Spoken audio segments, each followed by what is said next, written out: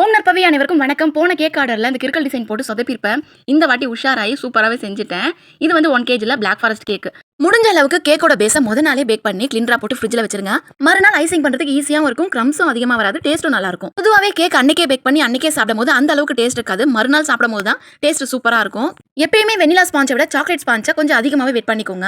Maximum white forest black ஃபாரஸ்ட்டுக்கு வந்து நான் main code கொடுக்க மாட்டேன். க்ரம் கோட்லேயே நான் வந்து முடிச்சிருவேன். ஏன்னா சுற்றிலும் வந்து நம்ம சாக்லேட்டால கவர் பண்ணுவோம். அதுவும் இல்லாமல் அதிகமாக க்ரீம் போடுற மாதிரி இருக்கும். மேக்ஸிமம் நான் அதிகமாக க்ரீம் போட மாட்டேன். க்ரீம் அதிகமாக இருந்தால் திகட்டுற மாதிரி இருக்கும். அது ஒரு சிலருக்கு பிடிக்காது. போன வாட்டி சொதப்பட டிசைன் இந்த வாட்டி சூப்பராகவே பண்ணி முடிச்சிட்டேன். பாருங்க எவ்வளவு சூப்பராக வந்திருக்குன்னு சொல்லிட்டு. ஃபைனலாக இந்த கேக்கோட டிசைன் வந்து இப்படி தான் இருந்துச்சு. கேக் வந்து லாஸ்ட் மினிட் வந்து ஆர்டர். இது முடிக்கும் போது 8 o'clock ஆச்சுங்க. இதுக்கு முன்னாடி 2 கேக் பண்ணி டெலிவரியும் கொடுத்தாச்சு. ஒன்னு வந்து ஆர்டின் ஷேப்ல 1 kg ஒயிட் ஃபாரஸ்ட், ரெண்டாவதும் அதே flavour 2 kg white forest cake. திருச்சியில் இருக்கீங்க ஹோம்மேட் கேக்ஸ் வந்து அஃபோர்டபிள் பிரைஸ் ட்ரை பண்ணணும் அப்படின்னா மேல இருக்க நம்பருக்கு கான்டாக்ட் பண்ணுங்க. அதர் டிஸ்ட்ரிக்ட் ப்ரௌனி கொரியர் பண்ணலாம்னு இருக்கேன். ப்ரௌனியோட ரேட் வந்து 1 kg 800 பிளஸ் ஷிப்பிங்கோட வரும். இதே மாதிரி வேறொரு பதிவுல உங்களை சந்திக்கிறேன். நன்றி, வாழ்க வளமுடன்.